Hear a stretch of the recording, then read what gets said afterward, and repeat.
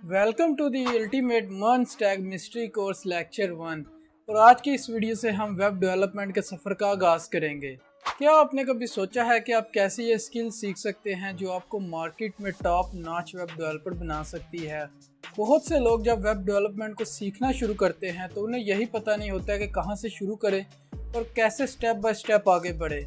ये कन्फ्यूजन बहुत से लोगों को डीमोटिवेट कर देती है, लेकिन इस कोर्स में मैं आपको स्टेप बाय स्टेप गाइड करूंगा ताकि आप कॉन्फिडेंटली मन स्टैक को मास्टर कर सके और खुद अपनी वेब एप्लीकेशंस बना सके। अगर आप इस कोर्स को फॉलो करेंगे तो मैं आपको इतना सिखा दूंगा कि आप खुद से अच्छी मन स्टैक वेब एप्लीकेशंस बना सकेंगे।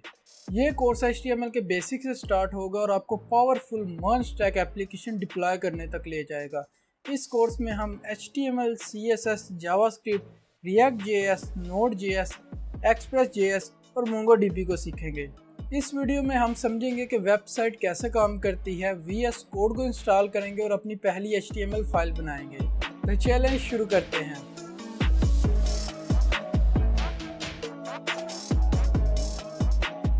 अच्छा, तो अभी मैं आ गया हूँ अपनी PC की स्क्रीन में और सबसे पहले मैं थोड़ी सी बात करना चाहूँगा कि PC की रिक्वायरमेंट के बारे में कि PC की क्या रिक्वायरमेंट है वेब डेवलपमेंट के लिए।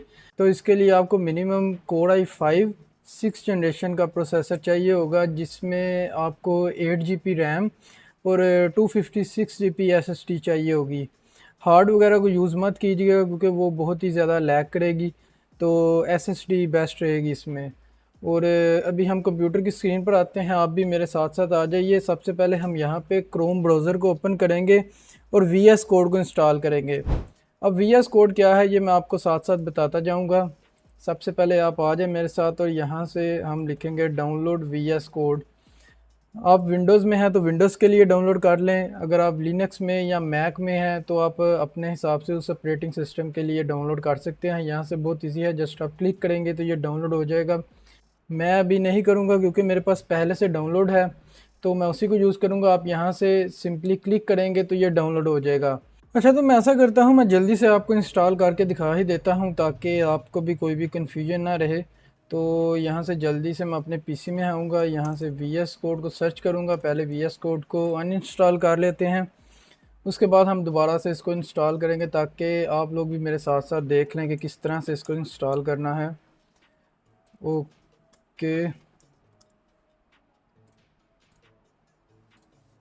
अच्छा, विजुअल स्टूडियो कोड के बारे में मैं आपको थोड़ा सा बताऊंगा कि विजुअल स्टूडियो कोड बेसिकली है क्या। ये एक सोर्स कोड एडिटर है जहां हम अपना सारा कोड लिख रहे होंगे। कोड को हम नोटपैड वगैरह में भी लिख सकते हैं, लेकिन किसी कोड एडिटर को यूज़ करना बहुत ही अच्छी अप्रोच है। इसमें हमें बहुत सारे बेनिफिट्स भी मिलते हैं, बहुत सारे शॉर्टकट्स मिलते हैं, एक्सटेंशंस मिलती हैं, जिनसे हमारा कोडिंग का प्रोसेस बहुत ज़्यादा आसान हो जाता है। और काफ़ी सारे और भी हमें बेनिफिट्स मिलते हैं, ये हम थोड़ी देर में अभी देखेंगे। और सबसे पहले अगर आप विंडोज़ में हैं तो आप मेरी तरह यहाँ विंडोज़ पे क्लिक करेंगे तो ये डाउनलोड के बटन पे यहाँ पे जाके क्लिक करेंगे। तो यहाँ से मैं इसको अपने PC में डाउनलोड कर लेता हूँ, ये भी डाउनलोड हो रहा है। आप मैक में हैं या लिनक्स में हैं तो बिल्कुल सेम प्रोसीजर है, आप यहाँ से इसको डाउनलोड कर सकते हैं। तो ये डाउनलोड होता है और उसके बाद हम आगे स्टार्ट करते हैं। अच्छा, तो ये डाउनलोड हो चुका है मेरे पास VS कोड। इसके सेटअप को आके मैं जल्दी से रन करूँगा और जल्दी से इसको इंस्टॉल कर लेंगे अपने PC में। आई एम अज्यूमिंग कि आप बिल्कुल बिगनर हैं और आपने आज तक कभी भी कोडिंग नहीं की, तो आपको बिल्कुल भी फ़िक्र करने की ज़रूरत नहीं है। मैं आपको स्टेप बाय स्टेप गाइड करूँगा, इसीलिए मैंने आपको VS कोड से स्टार्ट करवाया है, क्योंकि बहुत से बिगनर्स को इसमें भी कन्फ्यूजन हो जाती है कि इसको कैसे यूज़ करना है। जिनने अगर कभी पहले कोडिंग वगैरह नहीं की तो कोई इशू नहीं है, हम बिल्कुल बिगिनर लेवल से स्टार्ट करेंगे और एडवांस लेवल तक लेके जाएंगे, जिसमें आप मर्न स्टैक की पावरफुल एप्लीकेशंस डिप्लॉय करना तक सीखेंगे। डिप्लॉय करना क्या होता है उसके बारे में हम बाद में बात करेंगे। अभी हम यहाँ से आई एक्सेप्ट दी एग्रीमेंट पे क्लिक करेंगे और नेक्स्ट करेंगे। यहाँ से आप अपनी फ़ाइल लोकेशन को सिलेक्ट कर सकते हैं। मैं यहाँ पे नहीं डाउनलोड करूँगा, मैं इसकी लोकेशन को चेंज करूँगा। तो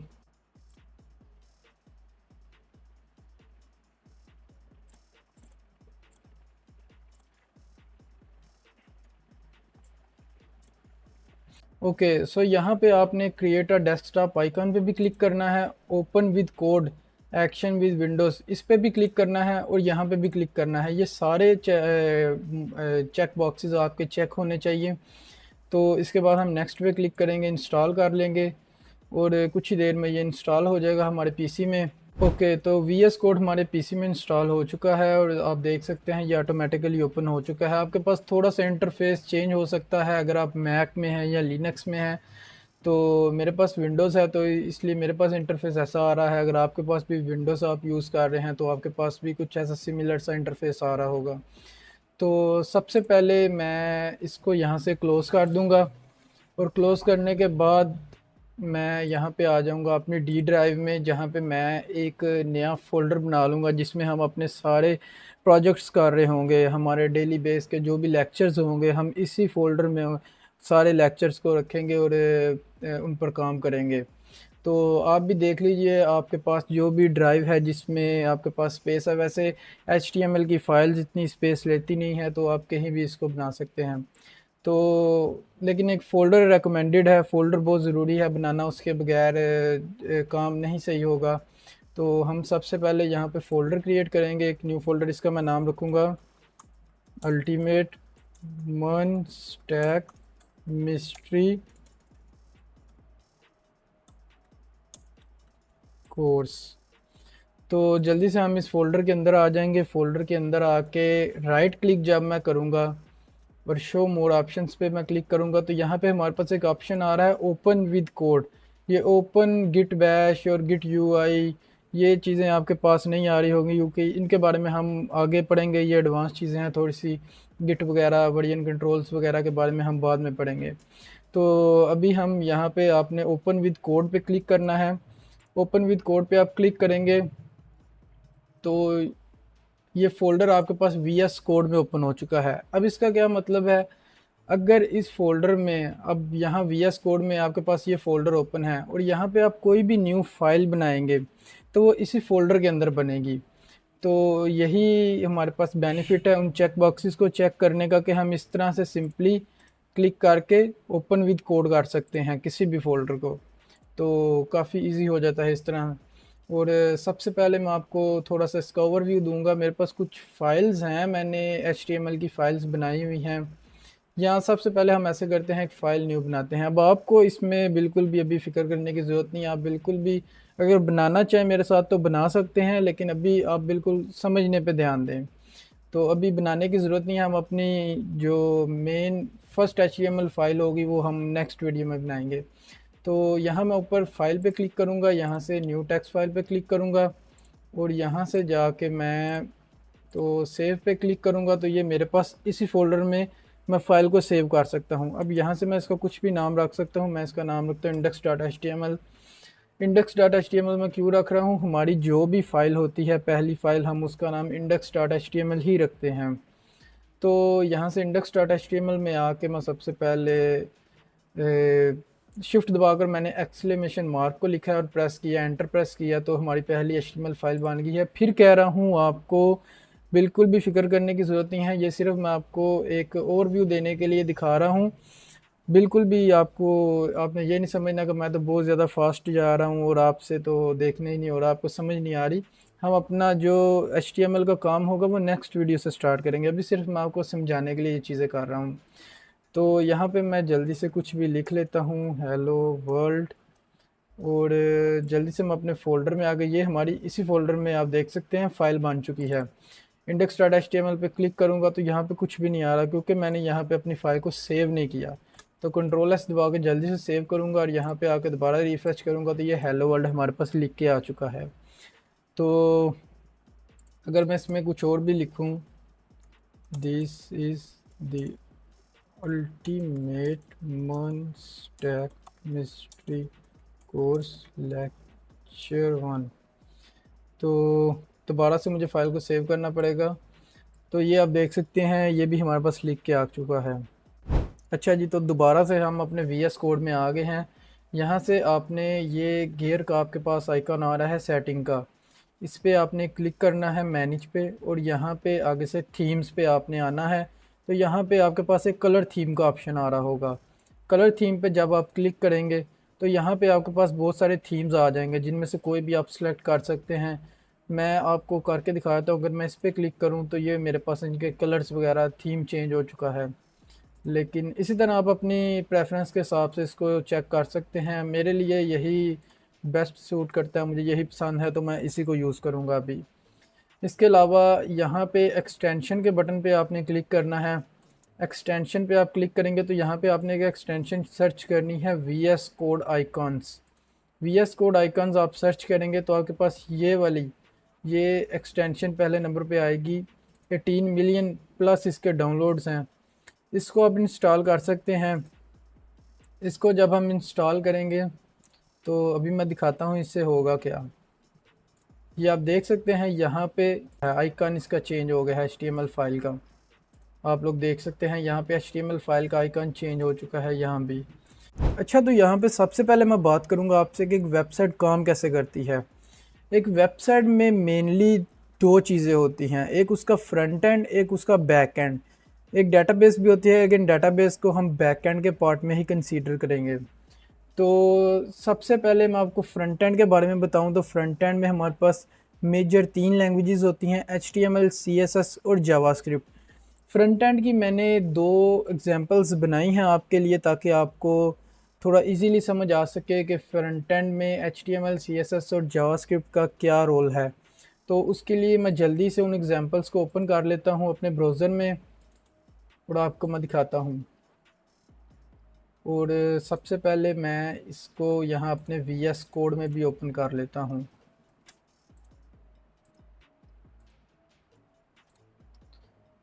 ओके, तो यहाँ पे ये एक मैंने टू डू लिस्ट बनाई है और ये सिर्फ आपको दिखाने के लिए बनाई है कि आपको समझ आ जाए फ्रंट एंड में HTML, CSS और जावास्क्रिप्ट का क्या रोल है।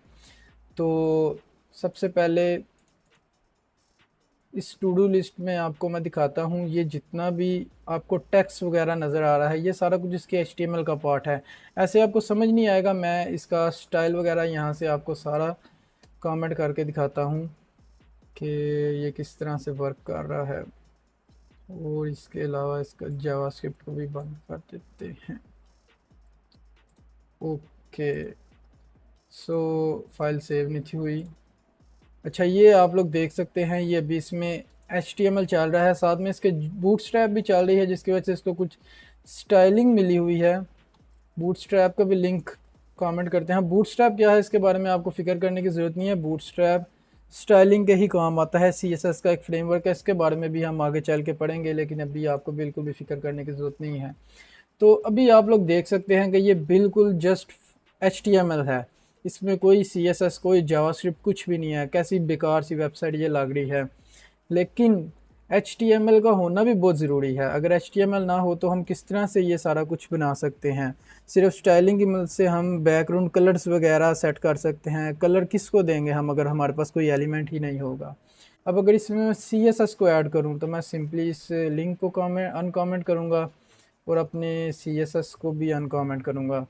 तो दोबारा से फाइल को मैं सेव करता हूँ और आप देख सकते हैं कि एक मेजर डिफरेंस आ गया है।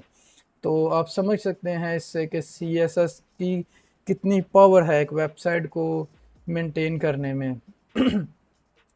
तो यहाँ पे आप लोग देख सकते हैं कि ये CSS आ गई है। अब ये वेबसाइट काफ़ी अच्छी तो नहीं, लेकिन काफ़ी अच्छी बन सकती है CSS की मदद से। अभी मैंने इस पर ज़्यादा टाइम नहीं लगाया, तो इसलिए अगर जब आप सीख जाएंगे तो आप इससे बहुत ज़्यादा अच्छी अच्छी वेबसाइट बनाएंगे। और आप बनाएंगे, मैं आपको बता रहा हूँ, आप बनाएंगे तो आपको मैं बनवाऊँगा, बिल्कुल भी आप फिक्र ना करें। तो आप अगर देखें यहाँ पे एक बटन आ रहा है जनरेट न्यू रो, अगर मैं इस पर क्लिक करता हूँ तो भी कुछ नहीं हो रहा, क्योंकि ये हमारे पास जस्ट बटन है, ये स्टाइल हुआ हुआ है CSS से। और अगर मैं इस पर क्लिक करता रहूँगा तो कुछ भी नहीं होगा, क्योंकि इसमें हमने माइंड को ऐड नहीं किया, इसमें हमने फंक्शनैलिटी को ऐड नहीं किया। तो फंक्शनैलिटी को ऐड करने के लिए हमें जावास्क्रिप्ट की ज़रूरत होती है। तो अब जावास्क्रिप्ट का भी कोड मैंने इसमें ऐड किया हुआ है, जो कि अभी कमेंट मैंने किया हुआ है, इसको मैं ऑन कमेंट करता हूँ। अब कमेंट और अन कमेंट के बारे में भी हम आने वाली वीडियोस में पढ़ेंगे, तो आपको बिल्कुल भी फिक्र करने की ज़रूरत नहीं है। ये अभी सब कुछ मैं आपको समझाने के लिए बता रहा हूँ। जब हम इन चीज़ों को डिटेल में पढ़ेंगे तो सारा कुछ आप लोग सीख जाएंगे। तो यहाँ से जब मैंने उसको अनकमेंट किया। अब मैं रिफ़्रेश करता हूँ। अब जब मैं यहाँ पे क्लिक करूँगा तो आप लोग देख रहे हैं यहाँ पे एक न्यू रो ऐड हो गई है। अगर मैं इस पर क्लिक करता जाऊँगा तो ये रो ऐड होती जाएगी। ये किस तरह से हो रही है? ये जावास्क्रिप्ट से हो रही है। और अगर मैं यहाँ पे जाके रिफ़्रेश करता हूँ तो वो फिर से गायब हो गई है, क्योंकि जावास्क्रिप्ट जो है, अभी हमने जावास्क्रिप्ट जो लिखी हुई है इसमें, ये फ्रंट एंड का पार्ट है। फ्रंट एंड मतलब क्लाइंट साइड, क्लाइंट साइड मतलब कि ये सिर्फ मेरे पीसी में शो हो रही है मुझे। ये जो मैं अपना पीसी यूज़ कर रहा हूँ, ये मेरा जो ब्राउज़र है, ये क्लाइंट साइड है। इसके पीछे एक होती है सर्वर साइड, जिसके लिए हम बैकएंड को यूज़ करते हैं। सर्वर साइड बेसिकली बैकएंड ही है। और सर्वर साइड में हम जो लैंग्वेजेस यूज़ करेंगे, नोड जेएस, एक्सप्रेस वगैरह, उनके बारे में मैं अभी डिटेल में बात नहीं करूँगा, आप लोग कंफ्यूज हो जाएंगे बहुत ज़्यादा। तो इतने ज़्यादा नाम सुन के मैं पर्सनली भी कंफ्यूज हो जाता था, तो इसमें कोई भी बड़ी बात नहीं है, इट्स कॉमन। तो मैं खुद पहले 3 माह तक शायद मुझे समझ ही नहीं थी आई कि फ्रंट एंड और बैक एंड में क्या डिफरेंस है, लेकिन मैं स्टिल काम कर रहा था फ्रंट एंड पे। क्यों? तो इसी तरह आपको आस्ता आस्ता समझ आएगी। और आप इसमें सीखते रहेंगे हमेशा। कभी भी आप ये नहीं कह सकते कि आपने सब कुछ सीख लिया है। जहाँ पे आप अपनी लर्निंग को स्टॉप करेंगे वहाँ पे आप ज़ीरो हो जाएंगे। तो लर्निंग आपकी कंटिन्यूस रहेगी, सारी ज़िंदगी रहेगी। अगर आप इस फील्ड में हैं या किसी भी फील्ड में है, लर्निंग तो आपकी चलती रहेगी। तो बैक टू द टॉपिक, तो यहाँ पे अब मैंने यहाँ पे जब क्लिक किया तो ये रो हमारे पास आ गई। अब इसको मेंटेन करने के लिए कि ये हमारी जो रो ऐड हो चुकी है ये दोबारा रिमूव ना हो, रिफ़्रेश करने पे भी रिमूव ना हो, तो उसके लिए हमें एक डेटाबेस की ज़रूरत होती है। अब डेटाबेस क्या होता है? जहाँ पे हमारा ये सारा रिकॉर्ड स्टोर हुआ होता है, टेबल्स की फॉर्म में या जेसन डाटा की फॉर्म में। अगर हम माई सीक्वल डाटाबेस की बात करें तो उसमें हमारा टेबल की फॉर्म में डाटा स्टोर होता है। तो अगर हम मोंगोडीबी की बात करें, जिसको हम पढ़ेंगे इसमें, तो उसमें हमारा जेसन फॉर्मेट में डाटा सेव होता है। तो डाटा को सेव करने के लिए हम डाटाबेस का यूज़ करते हैं।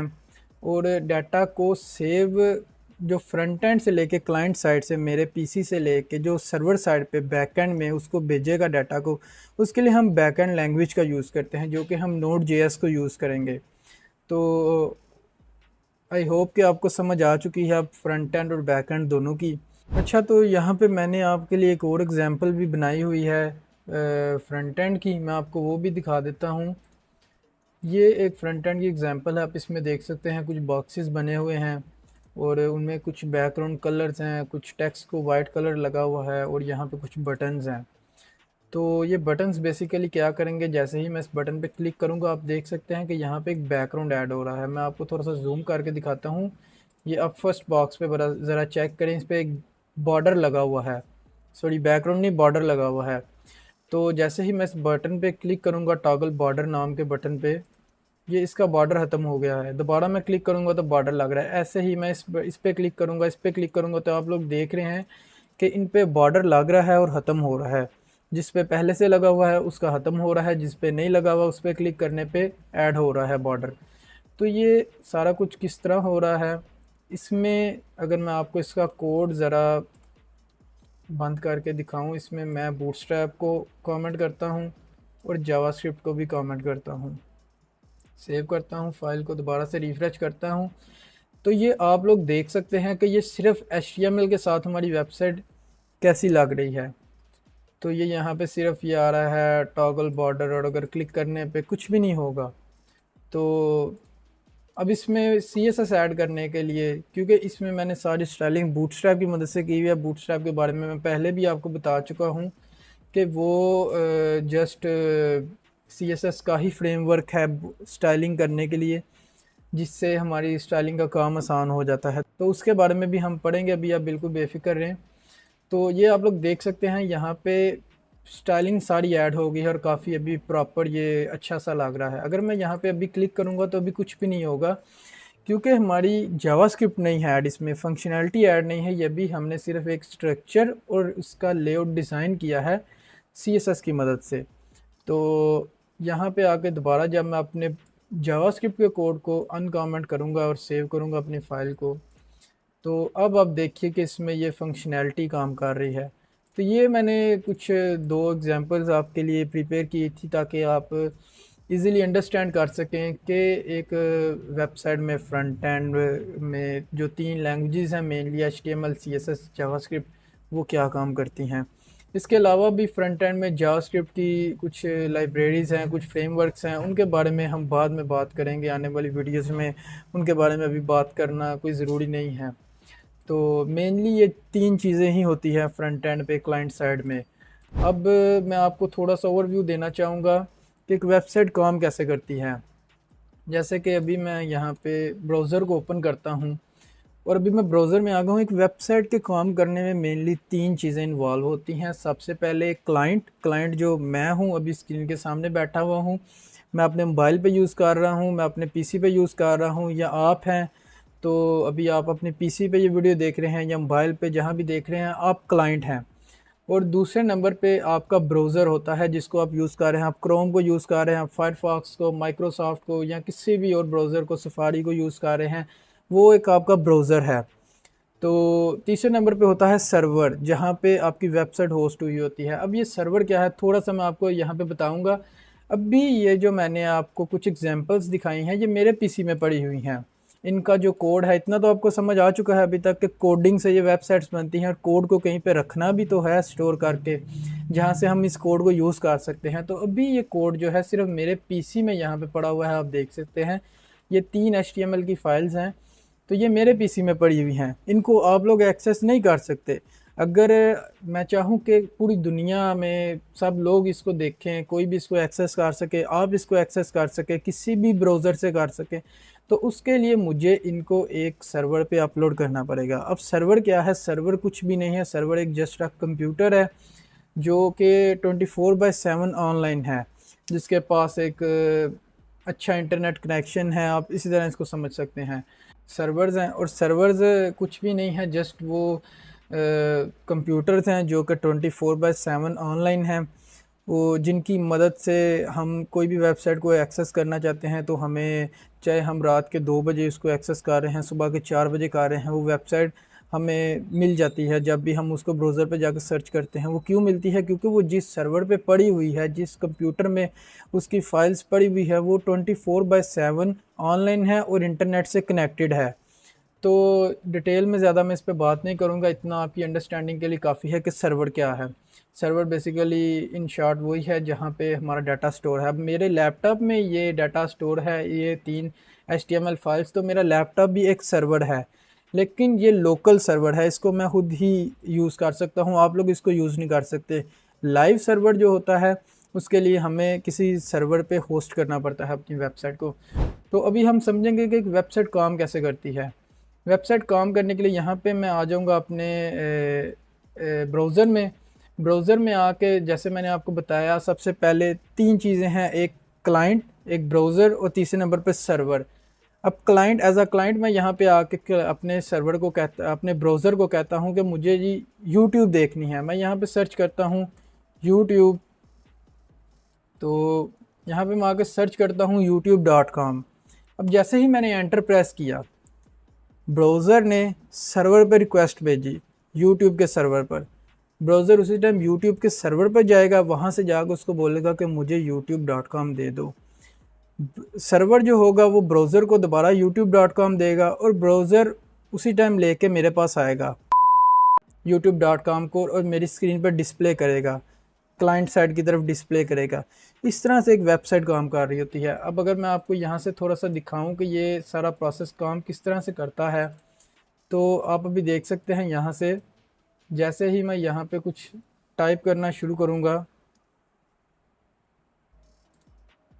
जैसे ही मैंने इसको सर्च किया, तो आप लोग देख सकते हैं यहाँ पे बहुत सारी फाइल्स और इमेजेस और SVG फॉर्मेट में इमेजेस वगैरह, और काफ़ी सारी फाइल्स यहाँ पे हमारे पास आ गई हैं जो कि हमारी यहाँ पे लोड हो रही हैं। तो आप लोग देख सकते हैं यहाँ पे जितनी भी फाइल्स हैं, ये हमारा ब्राउज़र सर्वर पे गया है, सर्वर से उसने रिक्वेस्ट की है कि मुझे youtube.com दे दो, और youtube.com की कोड में जितना भी कोड लिखा हुआ है कि youtube.com के क्लिक पे जो जो चीज़ें भेजनी है, वो सारी चीज़ें उसने यहाँ पे भेज दी हैं हमारे सर्वर को, हमारे सॉरी ब्राउज़र को। अब ये सारा काम ब्राउज़र का है, कोई वो इसको किस तरह से डिस्प्ले करता है। इस सब के लिए HTML को बनाया गया है कि किस तरह से चीज़ों को डिस्प्ले करना है। CSS को बनाया गया है, जावास्क्रिप्ट को बनाया गया है। तो ये सारे लैंग्वेजेस इसीलिए बनाई गई हैं ताकि एक सर्वर समझ सके, एक ब्राउज़र समझ सके कि किस तरह से उसने चीज़ों को डिस्प्ले करना है। तो यहाँ पे आप देख सकते हैं ये सारी फाइल्स हमारे पास आ चुकी हैं। अगर अभी मैं यहाँ पे facebook.com सर्च करता हूँ तो फेसबुक की जितनी भी फाइल्स होगी वो हमारे पास आ जाएंगी। तो यहाँ से आप लोग इस चीज़ का अंदाज़ा लगा सकते हैं कि किस तरह से ये जो क्लाइंट से ब्राउज़र और ब्राउज़र से सर्वर और फिर सर्वर से ब्राउज़र और ब्राउज़र से क्लाइंट की इंटरेक्शन है, ये किस तरह से हो रही होती हैं। तो हम जो कुछ देख सकते हैं वो क्लाइंट साइड को ही हम देख सकते हैं। क्लाइंट साइड क्या है, ये ब्राउज़र हमारे पास एज अ क्लाइंट साइड काम कर रहा होता है, हम एज अ क्लाइंट हैं, ये हमारी ब्राउज़र ये क्लाइंट साइड है। तो यहाँ पे जो कुछ हम सर्च करते हैं हमारी तो इंटरेक्शन यहाँ तक होती है। अब पीछे से ब्राउज़र किस तरह से काम कर रहा होता है तो उसका भी मैंने आपको एक्सप्लेन कर दिया है कि ब्राउज़र सर्वर पे रिक्वेस्ट करता है, सर्वर से जो हमने डिमांड की होती है उसकी जाकर डिमांड करता है, सर्वर से उसकी रिक्वेस्ट करता है, सर्वर उसको रिस्पांस बैक करता है और अपनी सारी जो भी HTML की, CSS की, जावास्क्रिप्ट की जो भी फाइल्स हैं और इमेजेस हैं वो उसको देता है। और फिर वो सर्वर का काम, ब्राउज़र का काम होता है कि वो यहाँ पे ला के फाइल्स को किस तरह से डिस्प्ले करता है। तो उम्मीद है आपको समझ आ गई होगी। तो नेक्स्ट वीडियो में हम देखेंगे, अपनी पहली HTML फाइल बनाएंगे और HTML में कुछ कोड भी लिखेंगे। आज की वीडियो में इतना ही, तब तक के लिए अल्लाह हाफिज़।